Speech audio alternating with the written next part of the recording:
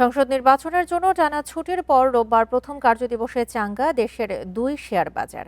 5 মাসের বেশি সময় পর ঢাকা স্টক এক্সচেঞ্জের প্রধান সূচক অবস্থান করছে 5,600 পয়েন্টে আর লেনদেন ছাড়িয়েছে 1,200 কোটি। তবে বিশ্লেষকদের মতে নতুন সরকারের নীতিগত দিক নির্দেশনার আশায় ইতিবাচক ধারায় ফিরেছে শেয়ার বাজার, তবে অনিশ্চয়তা এখনও রয়ে গেছে। রোববার দিনের শুরু থেকেই ইতিবাচক ছিল ঢাকা স্টক এক্সচেঞ্জ। লেনদেন শুরুর 5 মিনিটেই প্রধান সূচক বাড়ে 158 পয়েন্ট। বেলা বাড়ার সঙ্গে সঙ্গে বাড়তে থাকে সূচক।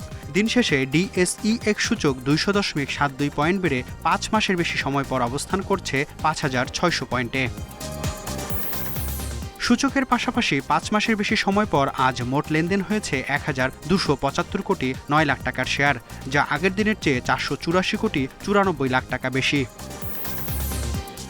বিশ্লেষকদের মতে নির্বাচিত সরকার আসায় রাজনৈতিক স্থিতিশীলতার প্রত্যাশায় বিনিয়োগ বেড়েছে, তবে শঙ্কা এখনও রয়েছে। যদি পুঁজিবাজার নিয়ে নতুন সরকারের ঘোষিত ইস্তেহার দ্রুত বাস্তবায়নের ইঙ্গিত পাওয়া যায়, তবে এই ঊর্ধ্বমুখী প্রবণতা কিছুটা স্থায়ী হতে পারে বলেও মত বিশ্লেষকদের। মানুষ মনে করছে যে এবার দেশে হয়তো একটা স্থিতিশীল অবস্থা ফিরে আসবে এবং স্থিতিশীল অবস্থা ফিরে আসলেই ব্যবসা বাণিজ্য স্বাভাবিক হয়ে আসবে, ক্রমান্বয়ে হয়তো বিনিয়োগ বাড়বে। এ ধরনের একটা আশা থেকে আমার মনে হয় এটা দামটা বেড়েছে। সুতরাং বিনিয়োগ করবে ভালো, স্পেকুলেশন করবে ভালো, কিন্তু একেবারে ঝাঁপিয়ে পড়াটা এটাও খুব একটা বুদ্ধিমানের কাজ হবে বলে আমার মনে হয় না। এদিকে হাত বদলে অংশ নেওয়া 394টি কোম্পানি ও মিউচুয়াল ফান্ডের মধ্যে শেয়ার দর বেড়েছে 364টি প্রতিষ্ঠানের, দর কমেছে মাত্র 26টির এবং অপরিবর্তিত রয়েছে 4টি প্রতিষ্ঠানের শেয়ার দর।